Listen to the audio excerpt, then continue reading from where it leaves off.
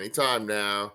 What's up, horror fans? Pete here from the Lassercast, where me and my very good friend over there, Danny, Dr. Zayas, God, talk about horror movies and horror streaming shows.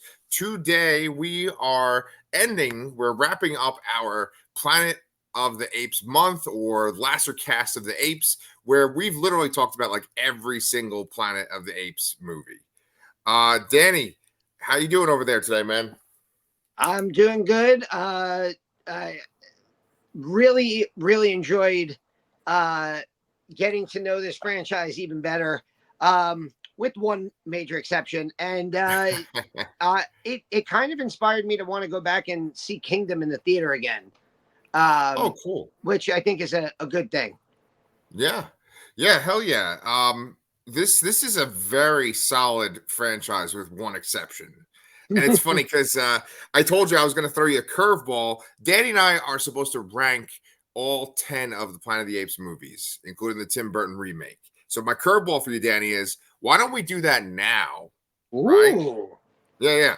Because I'm very curious to see as where the three movies that we're talking about today, Escape from the Planet of the Apes, Conquest of the Planet of the Apes, and Battle for the Planet of the Apes, are in your ranking. So let's do that and then see like our discussion of those movies can kind of justify our rankings. Okay. So ready. So do you want to go first with your ranking or you want me to do mine? You can start us off. Okay. Here's a big surprise for everyone. Number 10 on my list is the 2001 Tim Burton remake. And then you can kind of talk a little bit more about that when you do your list. So this is where we might start to differ. Number 9 for me is Beneath the Planet of the Apes, the sequel to the original movie, right? I want to point out that every single movie on this list, except the Tim Burton one, I actually think is great. I think it's solid. But you do have to rank them at one point, right? And so even though this is 9, that doesn't mean like I dislike this movie or I think it's bad. Then the next one for me is Escape from the Planet of the Apes, okay? Which I think is kind of an anomaly. Then 7, this one, oh boy, you and I are going to really differ on this one. 7 is the brand new one that just came out, Kingdom of the Planet of the Apes.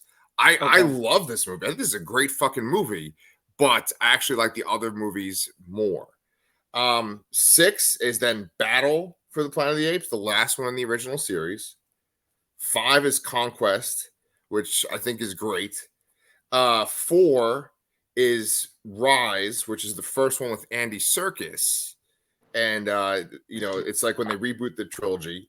Then 3 is the original Planet of the Apes with Charlton Heston. 2 is Dawn, which is the sequel to the Andy Serkis movie. And then 1 is War for the Planet of the Apes, which is the third one of the Andy Serkis movie trilogy. Yeah. So I'm very curious to see what your ranking is like. So we have some similarities and we have some differences. I do want to just compliment one thing you said, because you're dead on, is that when you do a ranking, sometimes especially on like a franchise where you genuinely love so many of them, it sucks because it's like, okay, one of these movies is going to end up 9th on a list of 10, which to an observer is like, oh, I don't want to watch a movie that's listed 9th out of 10. Right. But it's like for me, it's like the 1, 2, 3, and 4 are up here. And then 5, 6, 7, 8, and 9 are here. And then number 10 is like, I live on the 6th floor. Number 10 is somewhere like underneath the elevator shaft. Oh my God. So like 1 through 9 are on the same plane of existence. Okay. And yes, it is obvious. Number 10 is the Tim Burton remake from 2001. Right. And I rewatch this. Did you just rewatch this also? I actually didn't even have time to, but I know where it stands. I think you should, because I don't think you remember how bafflingly awful it is. Oh, okay. Damn. I rewatched it because I honestly don't think I had seen it since I saw it in the movie theater in 2001. Right. And I wanted to give it another shot. I'm like engrossed in all of this ape stuff. I watched 9 other Apes movies. And I'm just, from the minute it started, every decision the movie makes is baffling. Right. And like, I'll just give it, first of all, and this is not a slight on him because he's done movies that I really enjoy, but I think Mark Wahlberg was terribly cast in this movie. Agreed. I think he is closer to the Happening Mark Wahlberg in this than he is to Boogie Nights Mark Wahlberg. Sure. Or the Departed Mark Wahlberg. Oh, yeah. I think he is just not good for this movie, and I know, and I it sucks because I was reading that like he like basically was so excited to work with Tim Burton, and he like went out of his way to like throw himself into this movie. I know a lot of people look back fondly on the ape makeup. I think it's weird. Helena Bonham Carter. Oh, yeah.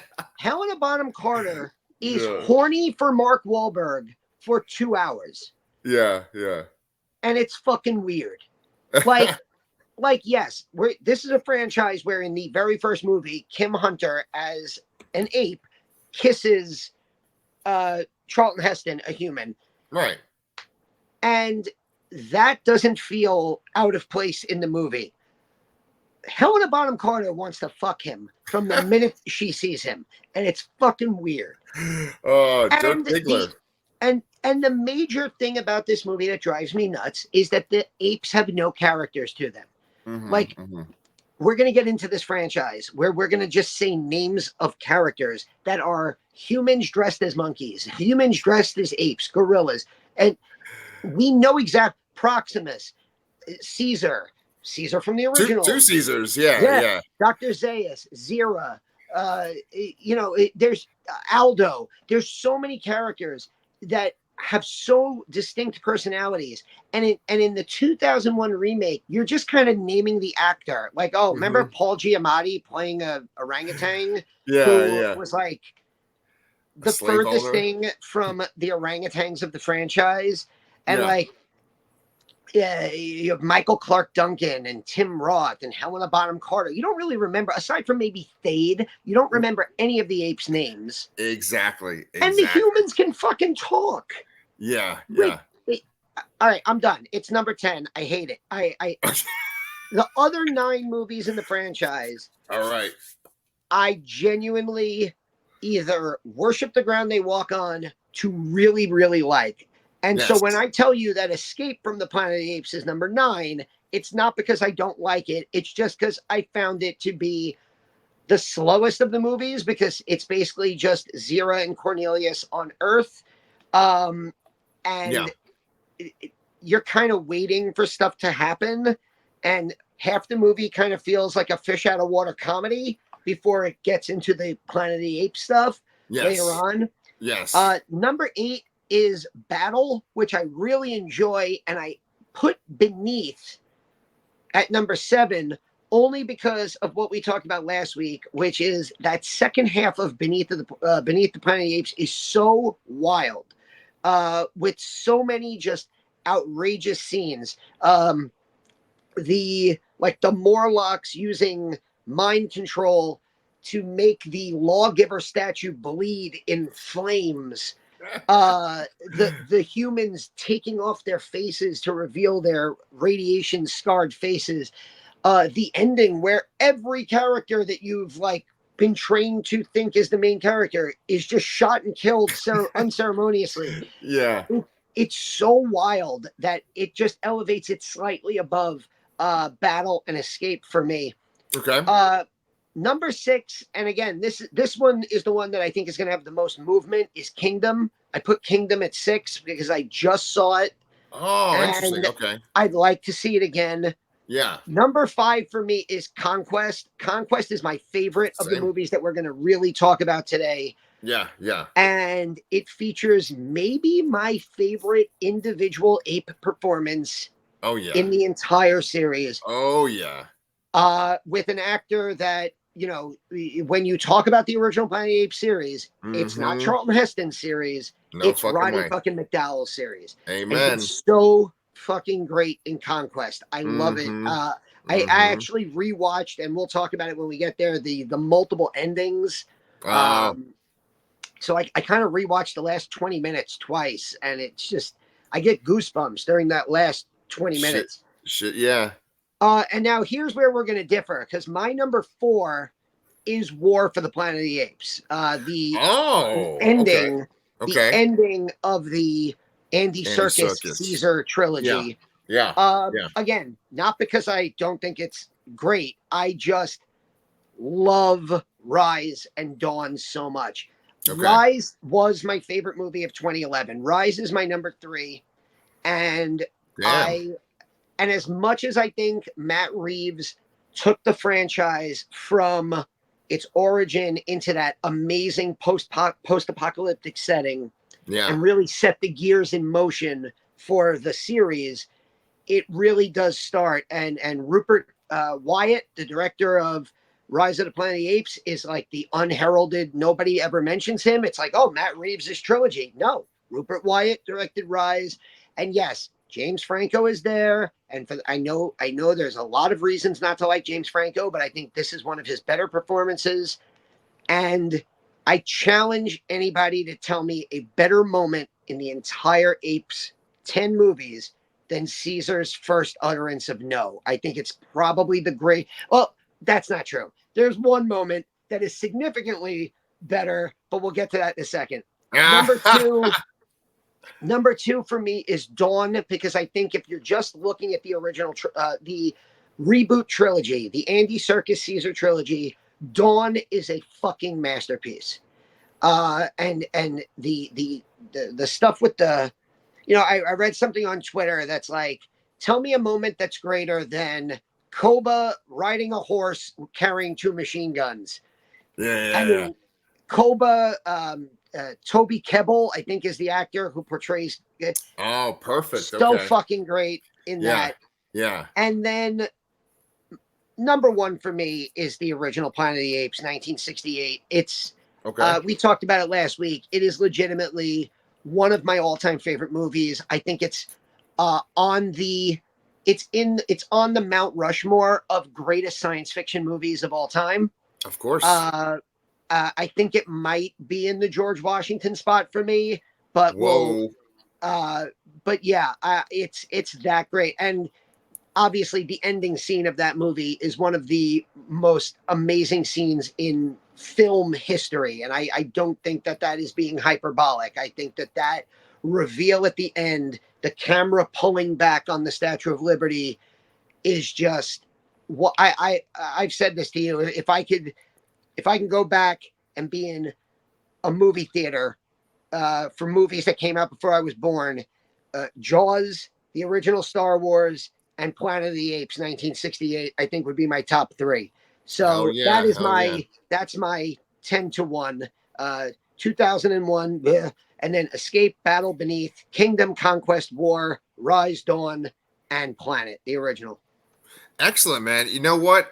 Our list isn't that dissimilar. There's a lot of similarities there. I think our top 4 is the same, just in a slightly just mixed up order. I think we both like Conquest the most of the movies we're going to talk about today. Yeah. And I think we both kind of feel like Kingdom, I also feel like Kingdom can benefit a lot from what happens with the next movie.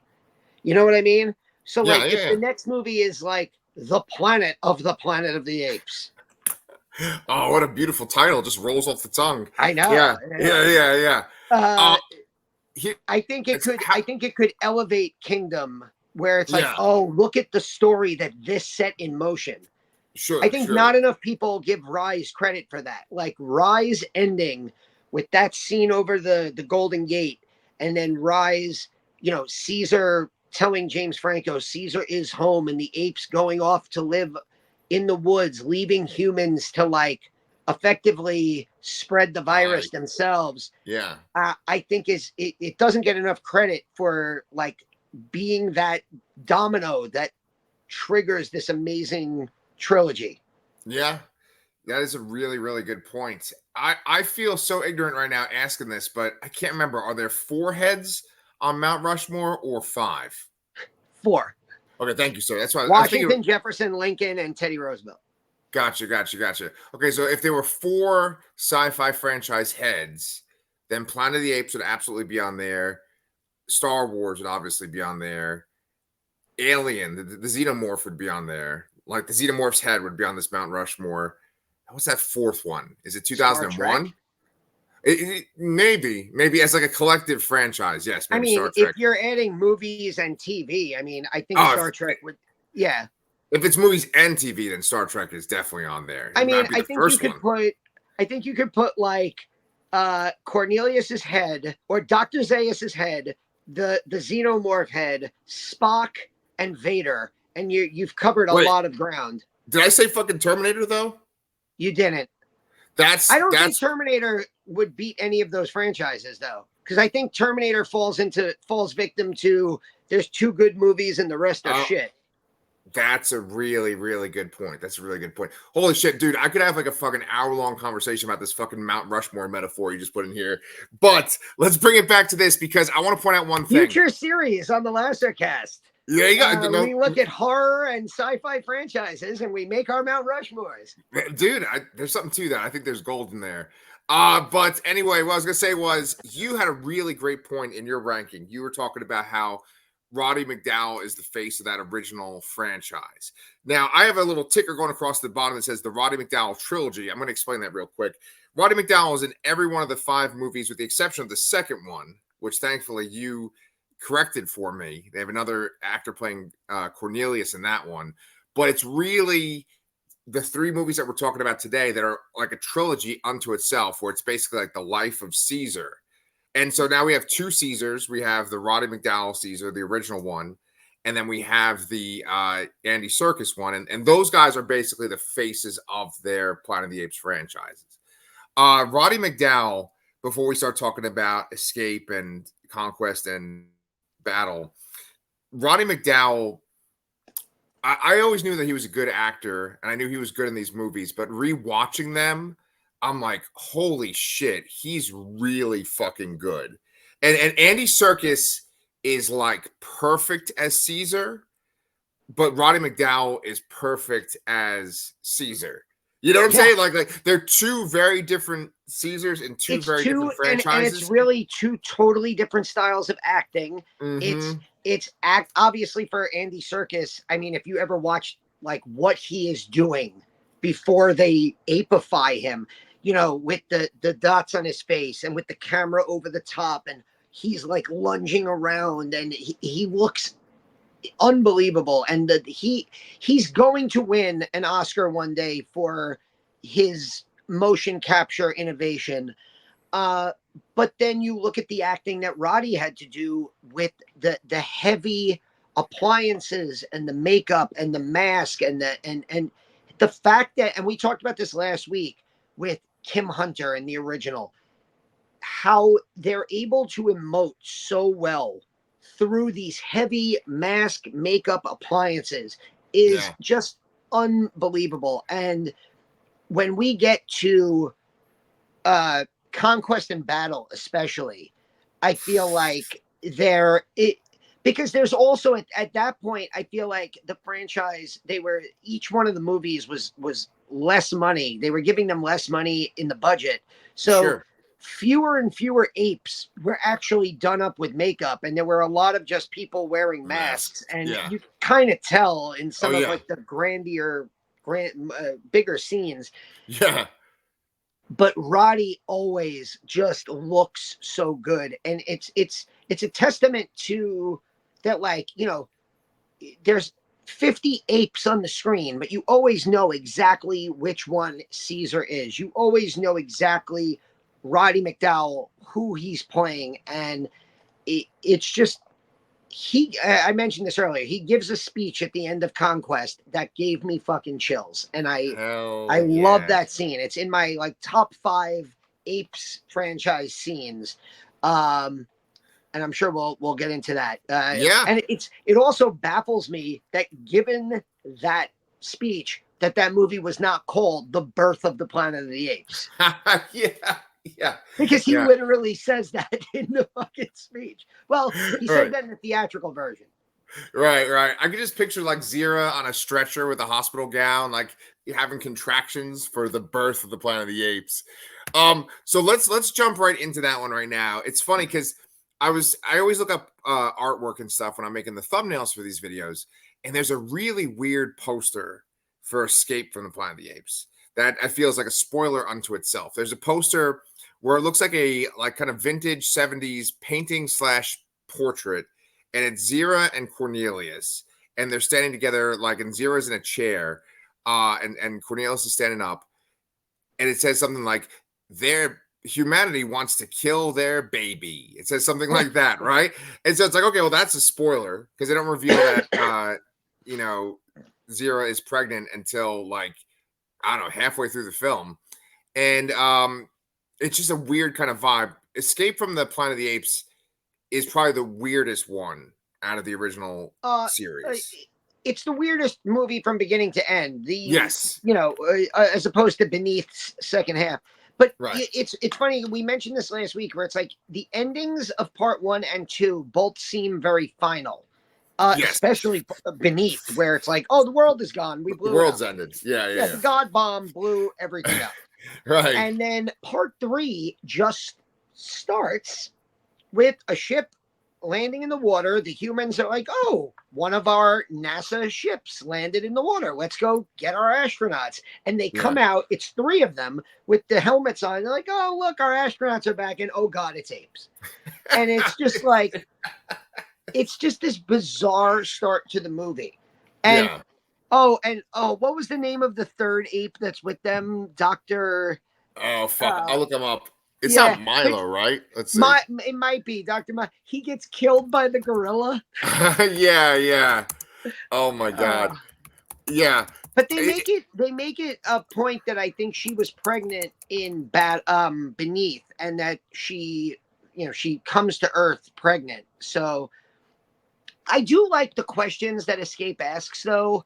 Yeah. The idea that, like, if you found out that humanity is going to effectively be destroyed and taken over, and you are standing in front of the catalyst of that, and they're being very polite to you, would you, for the sake of humanity, it's like, in a way, it's that old question of, if you could take a time machine back to baby Hitler and crush baby Hitler's skull, would you do it? He's a baby.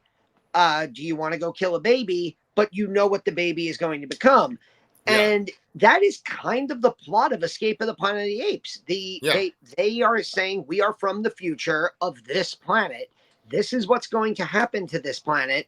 And then you get, like, members of the government who are like, oh, they're going to lead to the destruction of Earth. Let's just fucking kill them and kill their baby too. And you're like, oh my God, I can't believe they would do that. But then at the same time, you're like, oh, I guess maybe, would that make sense? I don't know. And so it asks that, like, kind of weird question. But it does it in a very weird way. Like, because it's like, there's the first 30 to 40 minutes where they're taking Zira to the mall to do some shopping. And there's, like, nail salon stuff in there. And there's, like, a women's lib meeting too at one point. Yeah. Well, it's like, here's Dr. Zira, Kim Hunter at the Human Women's Liberation meeting in the 70s. And you're like, oh, that's strange. Okay. Right. Exactly. It's so funny because, like, with Escape, when you look at movies like this, right, from the 70s, they have the same kind of content as sci-fi movies that we have these days. But boy, when it comes to, like, meeting aliens or dealing with something bizarre, they take so little precautions in these old movies, right? Nowadays, like, you watch a movie like Annihilation or something, and, like, a person's in a fucking sealed room and everyone's got sealed suits on and or stuff. Like Arrival. Where we have to study from afar. Right. You're like, but an ape? Hi. Right. And then like they're in the zoo like immediately, and they're giving them bananas and shit. It's crazy. But I wanna bring this back to your Mount Rushmore idea because I love that idea so fucking much. And this movie, I honestly think it should be a sort of Cornelius slash Caesar face. I think Roddy McDowell's face should be the one that's on the Mount Rushmore, whether it's one of Caesar or Cornelius, who look pretty much exactly alike anyway, right? But it's funny because this was the franchise before everything else. This was the sci-fi movie franchise. I mean, Star Trek had been on TV, but this was like the movie franchise that was Star before. Trek, the motion picture, doesn't come out until like after Star Wars, right? Correct. Yeah, it's like 78 or 79. And Star Wars obviously is 77. 77, so, yeah. Yeah, like Blade Everything Runner and The Thing are 82. Yeah, so they're all Terminator is 84, Alien 79. right. And so what I wanted to say was that like Star Wars gets all the credit, but this is like the franchise first. And this movie, it's 5 movies in what, 6 years? It's fucking like ridiculous. They literally churned them out, like one after another. Yeah. But I was gonna say that there's 2 movies in particular that I think about when I watch Escape from the Planet of the Apes. And one of them is clearly Star Trek IV, The Voyage Home. That's when the crew goes to like modern day San Francisco. My favorite of the original. Right. I want to preface, I'm not a Trekkie. I never watched the original show, but I did grow up watching some of Next Generation. Oh, okay. I did watch a little bit of Deep Space Nine, but I loved, because I liked the water, like Jaws and anything underwater. The fact that there was a Star Trek movie about whales, I was like, ooh! I think my dad took me to see it like 2 or 3, like a bunch of times, and rented it for me. So I always loved Star Trek 4, and then I really loved all the new generation, Next Generation movies, from like Generations, First Contact. Yep. Those were fucking great. Hell yeah. So that's the movie that I think about first is Voyage Home. And you even kind of made a whale noise when you said, you went, ooh, you sounded like one of the whales saving the future there. But the other one is a movie that you Apes, mentioned. Vampires, and Whale Noises. There we go. We got it covered, man. That's our search history. But I was going to say that Terminator, it's definitely got that Terminator vibe too, because it's that argument that you were just discussing, which is like, hey, we could prevent this thing in the future if we kill a specific person. And just one other point I wanted to make is that they literally reference that Hitler argument in this movie. They talk about killing baby Hitler in this movie. But one thing that I love about Escape from the Planet of the Apes is when they talk about time travel, they give the weirdest fucking explanation for time travel. Do you remember when the doctor is on a news program and he's like, now there's a painter. Now there's a painter of the painting of the painter painting himself. Yes. It does it for like 10 paintings. And I'm like, what the fuck is going on here? You know, it doesn't make a lot of sense. But let's just talk about kind of the tone and the ending of this movie, because we still have 2 more to cover, right? The movie's like real serious. I mean, I'm sorry, it's real silly for like from the opening credits to like, I don't know, maybe the last 15 minutes. And then it has like one of the fucking bleakest endings out of the whole franchise. Yeah. I mean, like, here's the only 2 characters that you remember from the first 2 movies, and we're going to shoot them and kill them. And that's basically like Cornelius accidentally like kills somebody who's trying to like detain him, and that's like, all right, well now they're apes. We have to get rid of them. And they like there's this one great scene involving Armando, who actually comes back in Conquest and is very important. Ricardo Montalban. Speaking of Star Trek. Speaking of Star Trek. Yes. So Khan saves and Caesar. Basically they make this point how like he's a circus, he runs a circus, and his circus has they've had the first chimpanzee birth in circus history, right? And they effectively do a baby switch where they leave Caesar, the Cornelius and Zira's baby, with him. and they take the chimpanzee, and Zira, Cornelius, and this chimpanzee baby are shot and killed. Slaughtered. And the movie just kind of ends over their corpses. And you're like, oh, fuck, that sucks. Yup. But it does, kind of set the stage for that next. And I again, having visited these movies now for the first time, it really is interesting how similar Rise is. And again, Rupert Wyatt and the writers of the first movie did such a good job. Yeah. And I almost wish that I had seen the original series because I would have appreciated Rise even more. Yeah. First of all, the fact that there's an ape called Caesar. The fact that the word that the first ape spoke was no, and that they later on we find out that no human is allowed to say the word no to an ape. That's like one of ape rules. Like and when we think of like ape law, we think of the reboot trilogy. Ape no kill ape. Apes together strong. Right. That all starts with conquest and battle. Yep. And the idea of James Franco taking baby Caesar home and hiding him out and helping him grow. Armando is basically that character. Ricardo Montalban's character is that character between the end of Escape and the first really hour of Conquest before he meets his demise. And he's raising Caesar, he's teaching Caesar, he's hiding him sometimes in plain sight. He even takes the blame for him in a pivotal moment in Conquest. And it really does mirror that opening film of the reboot trilogy. And it really wish I would have seen these first, because it really gives you such an overarching respect for this franchise. And those 3 reboot movies, and I guess 4 now because of Kingdom, they really do pay so much respect to that original franchise from 1968 to 1973. Oh, absolutely. And it's really like the fact that they to bring those moments and kind of twist them ever so slightly in these new movies. It's fascinating to watch. Yeah, absolutely. And there's even things in Kingdom that reflect these old movies, like the humans that are like in their bunker and stuff in Kingdom. They remind me of like the humans that are the mutants in the future, where they like are kind of hidden from the apes and they're very powerful.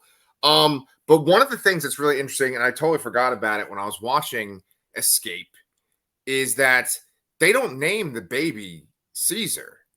They name the baby Aldo, which is interesting because they at one point reveal to the humans that are their allies, they reveal the story of ape history. Basically, they know from their sacred texts and stuff that they know about this plague that wipes out cats and dogs, right?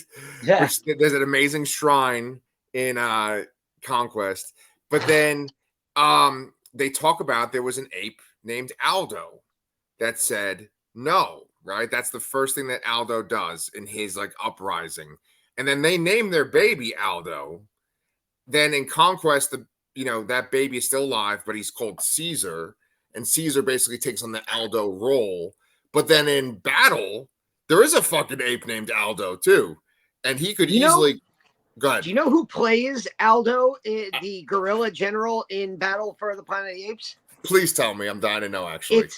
It's Claude Aiken, who you will probably know much better.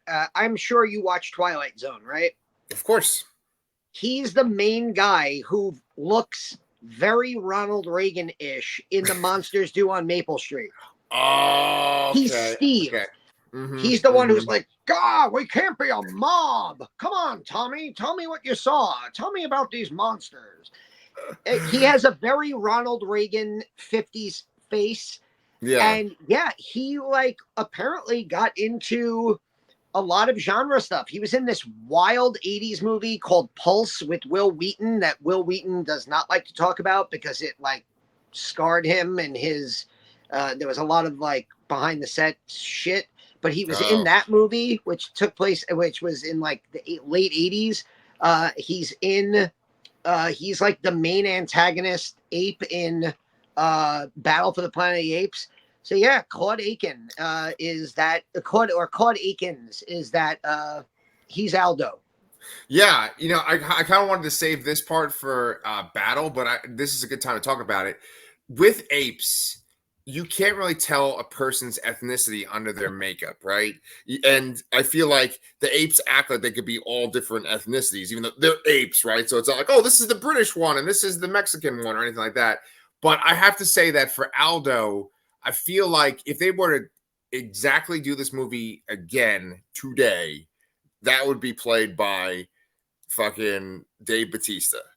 Like Aldo would be Dave Bautista. That's actually like dead on. Right. Dead on. He almost when you said Dave Bautista, I immediately thought of like him in Dune and Yeah. Dune 2 and Right. just taking that character and putting him into ape makeup. Even Yep. though like I love Dave Bautista. I think he's a fantastic actor. I would have had him Totally fucking agree. nominated for best supporting actor for Knock at the Cabin last year. Yeah. And the only thing that bothers me in the Dune movies is that he literally just stares at the screen and yells. And I wish he did. I wish he had like more to do than just, roar! Yeah, lose his shit every 40 minutes or so. Oh. Yeah. But yeah, no, I think that's a great fan cast right there. Thank you. Yeah, but we'll bring it back to Escape though. So Ricardo Montalban is introduced, and there's like the seeds that are planted for the next two Planet of the Apes movies. They do the backstory of the ape revolution, and then essentially Conquest is that ape revolution. And the reason why I bring it back to Escape is because Escape kind of introduces the idea that maybe we can actually change our destiny. Maybe we can change the future, right? Because like you said, Cornelius and Zira are like brutally murdered at the end of this movie. And then they think the baby's dead. Oh my god, they fucking shoot the baby on the ground and Zira throws the baby in the water. I remember that the woman who's like the ally for the apes, she just kind of goes like, oh, like she can't believe what she's seeing when that happens. And it's like, yeah, this is fucking horrible. If they were just like not in ape makeup and they just were like, Roddy McDowell and what's Zero's name? Yeah, if they were just them without their makeup on, this would be hard. This would be like a rated X horror movie, right? But it's kind of like the idea of them going back in time maybe prevents the Charlton Heston Planet of the Apes future, And I just want to bring up one anecdote before we transition over to Conquest. Or maybe you even fucking said this last time, but did you say this last time where it was like Charlton Heston ran into Kim Hunter at like an award ceremony? Okay, you said that last time. But it was like behind the scenes. Like Kim Hunter came up to him and started talking to him, and he was like, "Do I know you?" And she's like, "Yeah, it's me, Zira." Yeah, I fucking love that story. All right, well, did you have anything else you wanted to say about Escape? No, I'm ready to jump over to Conquest. Let's fucking do Conquest. So you said that this is your favorite besides the original. Of the original 5 Apes movies, yeah. This I love like the setting of the stage for the ape revolution. I love the going into the world now post Escape, where it's gone from, let's take these apes around the city to no, apes need to be controlled. We're gonna treat them, we're gonna train them to be our new pets. They're gonna like almost do like the jobs in society. Like you see there's scenes where they're like prodding apes with like fire and electricity so that they could like fill up your water glass and like clean up your dishes at the restaurant. And I love all of that behind the scenes stuff. I love the moments with Armando and Caesar. Roddy McDowell now playing the son of Cornelius and Zira, so he gets to play both father and son. Right. And watching him grow from like, I don't like this, I want to talk, I hate that I have to keep myself quiet, and like have him in his private moments with Armando to becoming this revolutionary ape. He like the way he sneaks into, like, he allows himself to basically get captured so he can like manipulate the situation from the inside. Right. And then like the covert meetings where he's having apes collect weapons, and he's like looking at like these like huge like knives, and he's like, good. Yeah. Good. Oh, yeah. He's just like gun, grenade, giant, like fucking, machete, great. Yeah. And it all builds to this amazing friggin' last half hour, which is effectively the apes rebelling and the ape revolution. And it leads to his like speech at the end of the movie. And you really get to like, I always think that like a movie like this is better when you have a villain that you really hate. And like Don Murray, the actor playing Governor Beck here, is like really detestable. Oh yes. And there's the human that McDonald. What's the Isn't his guy name McDonald, right? McDonald, yes, McDonald, played by Harry Rhodes in this movie. And he's like trying to tell, obviously, the governor, like, you can't do this. He's almost good to the apes. And he, not him, but his brother in the next movie. Basically, they wanted Harry Rhodes to come back and play McDonald in battle, and Harry Rhodes was like, "No, thank you." So they're like, "All right, well, we're gonna recast you, and we're gonna keep the character name, and we're just gonna say that you died and it's your brother." It's amazing because there's this super awkward exposition moment with like the leader of the mutants where he's like, "He looks like the brother of my former leaders, coworker." He's my uncle's cousin's brother's former roommate.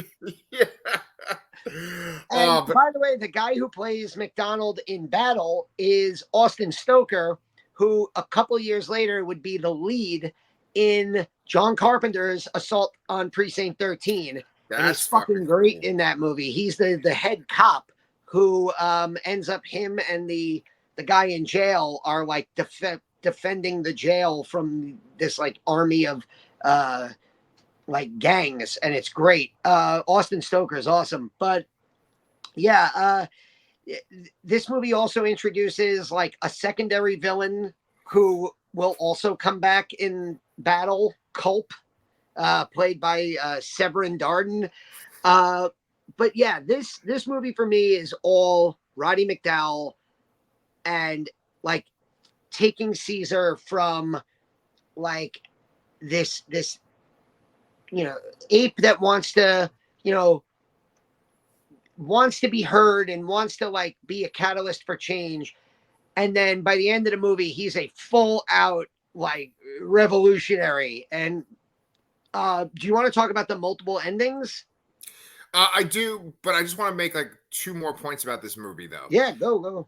So what's really interesting for me out of these 5 movies is that there are 2 that are very different in aesthetic and like what's happening. And then there are 3 that are very similar, right? And so we're talking about Escape and Conquest. And Escape just kind of feels like a modern day movie, but they've inserted apes into it, right? And then Conquest, it has that kind of like 70s, maybe even 80s kind of vibe. I mean, it's definitely got the 70s vibe where it's like this like dark city. It almost feels more aesthetically like a horror movie than a sci-fi movie. I'll tell you what it reminded me of. Speaking of John Carpenter, very Escape from New York. Oh, yes. Especially the last like parts of the movie where it's all taking place on that dark city street where there's violence everywhere and fires. And it's like, Yeah. oh, this feels like the world that Kurt Russell was dropped into Yes. in Escape from New York. Yeah. Really great point. Yeah. Yeah. I mean, when we watch Escape, they say that it's 1973, right? Which I think is like a year ahead of when the movie was actually made. And then Conquest takes place in like 1992 or something like that, or like 1993. It's supposed to be 20 years after Escape. And so it's just kind of funny to see what they think 1992 is going to be like. And 1992 is obviously like clearly influenced by the idea of like sentient apes or like apes that have consciousness. But there is some like advanced technology in this movie. You know, they have this device that's supposed to compel people to tell the truth. And that's what leads to Ricardo Montalban's death, is they try to like, you know, basically corroborate his story that he tells. You know, the way that the movie looks, even though it's like this movie is kind of weird because it's like bizarrely cheesy, but then it's also like stark and brutal. And you know, it's like these two things at once. Because you have like a shrine to a cat and dog dying from this, and it's like that's so cheesy and stupid, you know. Then you have like this like super thin, practically transparent you know, metaphor for apes and like slavery, right? I mean, they literally at one point like they reference slavery, right? Yeah. No, Harry Rhodes as African American, and he makes a point of saying, like, you know, we know what slavery is, and you know, my ancestors experienced it, and it's like, yeah, it's thinly veiled, but it also, you know, I don't mind.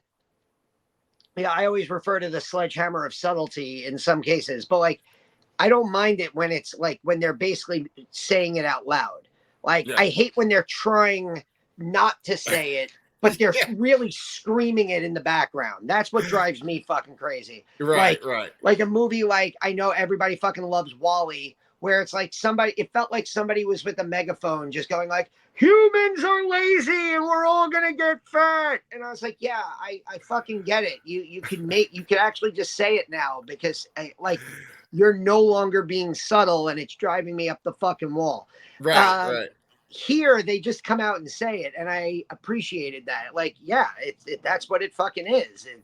Yeah, it's, you know, I've read a lot of X-Men comics recently, and it's always this idea of there's humans and there's the other, right? And often, like with X-Men and stuff, it's like the other is like African Americans, or they're like immigrants, or they're homosexuals. That's like what the metaphor, mutants are the metaphor for, right? And here, the other is basically like one class being suppressed by another class, and it's them. The humans are constantly saying no and like go home. They're constantly telling them stuff, to the point when the ape revolution is like marching on the city, and there's a guy with a megaphone just yelling no to the apes with their machine guns and stuff. It's such a violent ending, but like I said, there's these goofy moments in it too that just like crack me up. One of my favorite fucking scenes in this whole franchise is when they're like, oh, we need to breed some more apes, and they take Caesar, and he goes to where his like future wife's little pen is, and she's like kind of almost like done up like a prostitute in a brothel, and she's like looking over at him with her ape makeup and just kind of giving him Google eyes, you know, like Jesus. I love that. By the way, and, that is Natalie Tunde, and who plays Lisa, the future wife. To quote Tommy Wiseau, "I am your future wife. You are my future wife." The future wife of Caesar. She was one of the radiation. She was the blonde radiation mutant in Beneath. She's one of the few characters to appear in the Ape series as both a human and an ape. That is fucking awesome. And now I need to look her up too, because as I remember, I think that blonde human is kind of beautiful too. I got to see her. Remember, I mean, she's pretty as an ape. And then Charlton Heston wears ape makeup in 2001's Tim Burton movie. Yeah, that's fucking horrible too. Yeah. Let's skip over that one. So, all right, go ahead, man. Give me the finales. Go ahead, tell me. No, I didn't even know this, but somebody randomly tweeted this the other day. Yeah, like 3 days ago. The original ending of Conquest is the apes have basically taken Governor Beck, and they've surrounded him, and Caesar like unleashes this diatribe at him, and the apes all raise their guns, and Caesar just apparently is like, yep. And the apes beat him to death with their guns. And the movie from that point, like the apes are celebrating. The camera looks at Caesar as he kind of like looks around at what's happening. And we get that pan out shot of the apartment complex on fire in the background. And that's really, and then the credits roll. The original movie is the ending that released to theaters, and that I guess is now considered the theatrical ending, is basically the same, except Caesar stops them from killing Beck, which is, I read that they originally had wanted Don Murray to come back to be the villain in battle, but because they weren't sure which ending they were going to use, and then I think he decided not to, they went with his like subordinate as the villain in battle. But he prevents Beck from being bludgeoned to death, and instead he says, like, we're better, we apes are better than humans, and he continues his speech, and he says that this is now the birth of the planet of the apes. And while I could see why some people would like view that as kind of cheesy, it's also, I think, the first time, I don't know, does Heston say something in the original about how this is a planet of apes? Because I feel like the words Planet of the Apes had not been said in that order. And to me, that just felt like such a great like ending. And like you could have ended that original franchise there. Right. But yeah, I do like, I actually think I prefer that original theatrical ending, because I like the concept. And I think that this is something that's been continued on even into the reboot trilogy. Yes. And I think it was the source of the major rift between Caesar and Koba is apes should be better than humans. Humans did this to themselves. We should be better than them. And yeah, we're not going to kill each other, but we shouldn't kill them unless they're trying to kill us. Right. And I kind of like, I don't want Caesar going dark, in the original. Like that was part of what I loved about War, is that like it starts with Woody Harrelson as the general, basically killing his entire family. And it's Caesar goes dark, and he has to be effectively talked down for basically the whole movie by Rocket and Maurice. Right. Like they're like trying to talk him down from like basically what's a mission of revenge. Right. And I like that the apes are better than humans. Yeah. And because of that, I think I like the theatrical ending better. But I like both. I think they're both great. Yeah, I agree. And it was so crazy to see that different clip this week. It was like, wow, we're talking about these exact fucking movies, and here's someone showing this clip from this movie. It's funny because I wonder how they actually reshot that scene, because when Caesar's given his speech, everything like after the governor's on the ground and they have their like guns raised and stuff, every shot you see of Caesar, it's just his eyes. You don't see his mouth moving or anything like that, right? And then like they raise their guns, but they don't like do anything with the guns. So I'm just kind of wondering, like, to me, it just seems like it's like his eyes, and then they're ADRing his speech over it, where he's like, but you know what? We're not going to kill humans. Like, whereas in the original version, he's like, kill this fucker, right? And you can probably see his mouth move and stuff. And so I just like the magic of movie making. But with that being said, Caesar clearly is trying to make a world where humans and apes can work together. He's got that kind of Charles Xavier mindset, whereas Aldo, the guy that shows up in the next movie, the gorilla general, he's got that Magneto mindset, Go ahead. It's very similar to, it's Caesar Andy Serkis is Caesar. He was raised by a human. He understood the love of humans, and he is who he is because of uh, James Franco and John Lithgow's characters, and the fact that he was raised in that environment. You know, it's the exact same reason why Koba is the way Koba is, because Koba's only experience with humans was awful. He was a test subject. He was tortured. He was, you know, horrible experiments were done to him. So his character is built on revenge against these awful humans, whereas both Caesars have effectively been raised by humans and have seen the goodness of human beings before witnessing the awful side of them. Right, exactly. Yeah, I mean, there's definitely the parallels in these franchises between the two Caesars and then their like ape protagonist or antagonists. And honestly, I think that they're both handled well. And also there's crazy parallels with the last movie in this series and the last movie in the Andy Serkis series too, right? Because in the Andy Serkis one, you mentioned how Woody Harrelson kills off his family. In this one, Aldo kills off Caesar's son, right? So he goes through that like that crazy pain, that loss, and you know you have to like still be a leader because essentially the fate of the fucking world is on your shoulders, you know. And I don't know, man. I actually liked Battle more than I did the first time around that I saw it, you know. Yeah, it's. I mean, it's the first time I watched it, but I like that it's now, you know, it's that natural progression of, okay, Zira and Cornelius land, and it's two apes with a bunch of humans.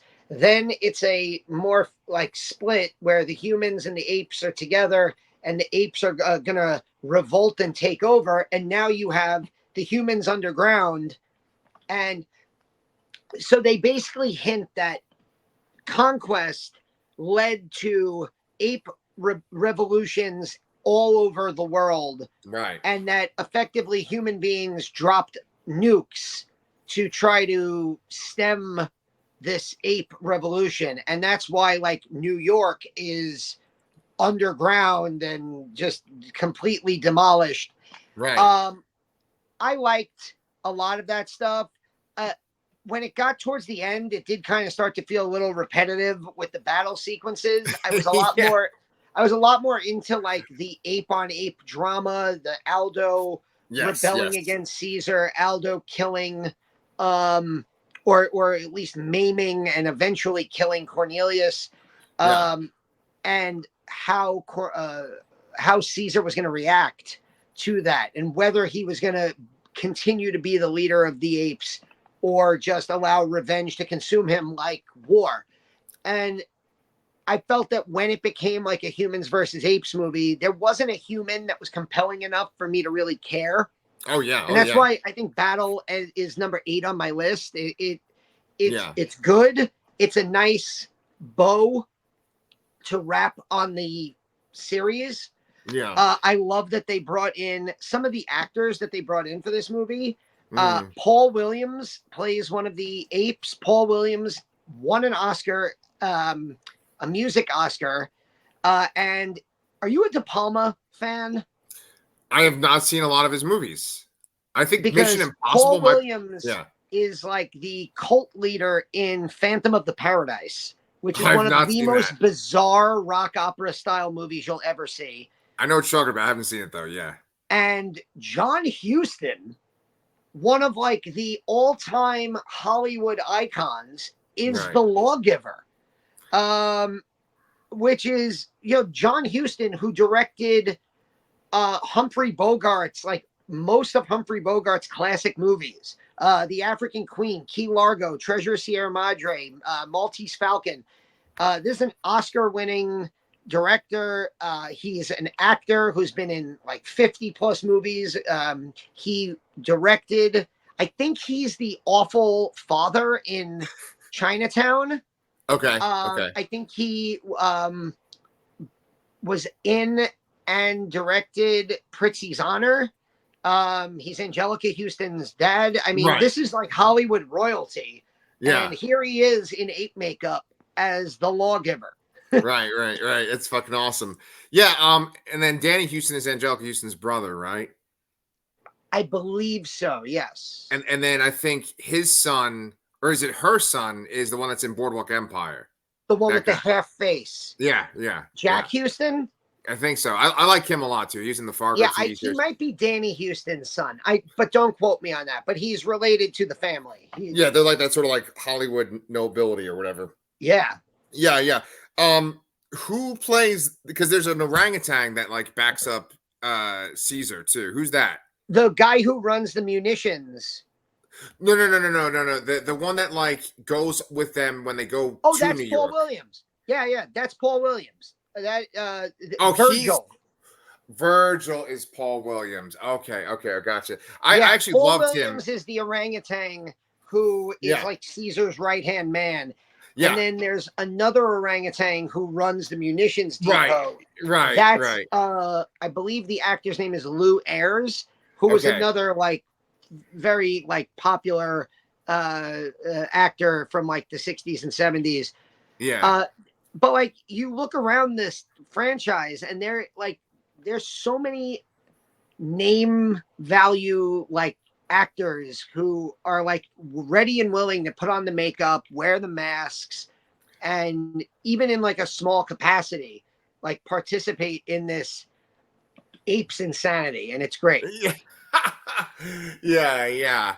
I mean, the acting is fantastic. That's what it relies on. The new movies rely on this idea of like kind of photorealistic apes that look like real animals that can talk and stuff like that. That, you know, but there's so much acting in that. The humans have to be so good with the motion capture and emoting in that. So I don't want to discredit their acting, but in this, it truly is acting through that ape makeup, you know?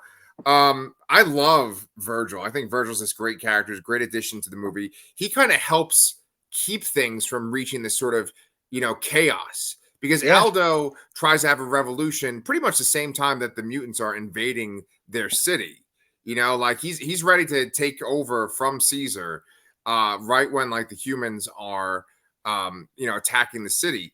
And like Virgil's words kind of keep things in line. And I also wanted to give credit to the kid that plays Caesar's son, because I thought he was very cute and charming. And I felt really sad when he died. I think that these are some of the best acting moments with Roddy McDowall, because there's basically two lines of dialogue that they call back to at the end. At one point, Roddy McDowall is describing the mutants to his wife, and he calls them malformed. And then his son is like, malformed? What does that mean? Right? And he has to like explain what malformed is. And then there is this other part where the son kind of feels like he's never going to be much of anything. He's real small. The other apes are bigger. And then Roddy McDowall says, you'll be as tall as a king, right? He says that. And when the son dies, basically they call back both of those lines. The son asks if he's going to be malformed. And then Roddy McDowall says, you'll be as tall as a king. And I almost cried at that moment because I thought it was like just so well done. You know, it just fantastic fucking acting. Really made me appreciate Roddy McDowall more than I did. Good. Did you watch any of the Apes TV show? Because I know that there was a show that came out after Battle. So I did.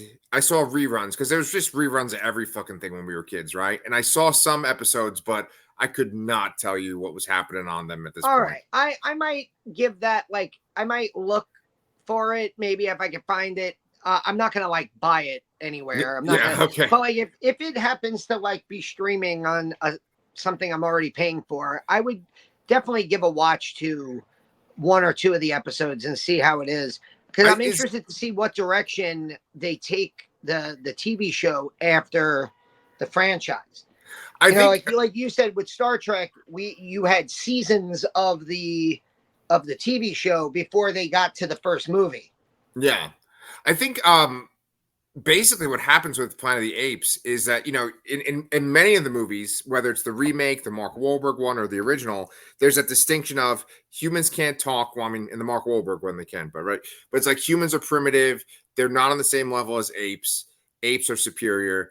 Then once you come to Battle, it's like, oh, the apes can maybe work with the humans and they're kind of on an even playing field for the most part. The apes are in charge, but the humans aren't like mute or primitive. And I think that the TV show is a continuation of that, where the humans can talk and the apes are still in charge. I think Roddy McDowell's in that fucking show too. And I think he plays another ape. He was all about the apes. Yeah, man. Yeah, that's his whole fucking career. Yeah, yeah. So I feel like we've talked about apes a lot today. We got some good comments from a guy from another YouTube channel last time. I hope he's watching this one too. And I'd love to hear what he thinks about these three movies. Was there anything else you wanted to say about these, or did you want to go ahead and kind of talk about what we got coming up on the channel?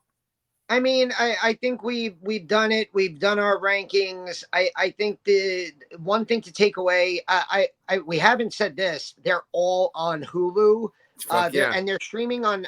There's a bunch of them are streaming on Max, and I think the reboot trilogy is on Max. But like every one of the Apes movies, including the Mark Wahlberg 2001 one, are streaming on. 9 out of 10 of them, I believe, are on Hulu, and Kingdom is still in theaters, and I think it is well worth seeing in theaters. I think if you just ignore the reboot, which is very easy to do, this is a rock solid franchise. And I mean, I can't think of another franchise that is as consistently good as this. Yeah. Because you think about the franchises that we talked about, Alien, Terminator, Star Wars, Star Trek. There are shit movies in those franchises. Totally agree. Yes. And like, again, if you're just looking at the 9 movies, the 5 original and the 4 reboots, they're at best, they're the best of science fiction that's ever been put to screen. And at worst, they're really fun and really thought-provoking. Yep. They don't overstay their welcome. I mean, the latter sequels are all between, I think, an hour and 30 and an hour and 40 minutes. Yep. So they're quick watches. I really love this franchise. And I think that this, as a franchise, as 9 movies together, it works really well. And it really is, there's a lot of hinting about now what happens after Kingdom, and they're looking to the sky, and, can they somehow tie these 2 universes together? And oh my God. If they do, if they come up with something crazy for the next of the Apes movie, I think it's just going to elevate stuff. And, we normally do horror. That's our bread and butter. But even the horror franchises are filled with, there's always more bad movies than good movies. Halloween, Friday the 13th, Nightmare on Elm Street, Texas Chainsaw. I feel like, this is just one of the best franchises film-wise, maybe ever. Fuck yeah. Fuck yeah. Yeah, I'm going to have to look up some franchises later just to see if there's any other that are in the same league. But yeah, you're right, man. And I love these fucking movies, and I could just watch Roddy McDowell act all day as an ape. So apes and vampires, that's been our kink for the past week or two. And we got a lot of views for our interview of the vampire review, which, so the way that this is going to play out, Danny, is that I'm going to make this recording show up on Monday morning, right? Because our videos usually come out Monday mornings. But then we're going to record, and then our video Monday night will be the interview of the vampire. Yes, so we'll be back with Interview of the Vampire on AMC. Episode 3 is Sunday night. We will be talking about it on Monday because we're both off from work. Happy Memorial Day weekend, everybody. Yeah. And we'll be talking about that Monday morning. You can expect our review Monday night, like Pete said. And then next Saturday, we are going to dive into the movies made from Anne Rice's Vampire Chronicles. We're going to look at the original 1994 Interview with a Vampire, and then we're going to look at the, I guess, sequel or same universe movie, Queen of the Damned. If you've not seen Queen of the Damned, it is streaming free on Tubi. And we're gonna talk and spoil the shit out of that, and it is something. So I recommend watching it. It's free. Yeah. And yeah, we'll be back to talk about that next week. Those two movies. So yeah, we're keeping up on our Apes and Vampires kink Yes. throughout the month of May. Yes. And we love you all's support. Make sure you subscribe to the channel. And Danny and I will see you guys real soon.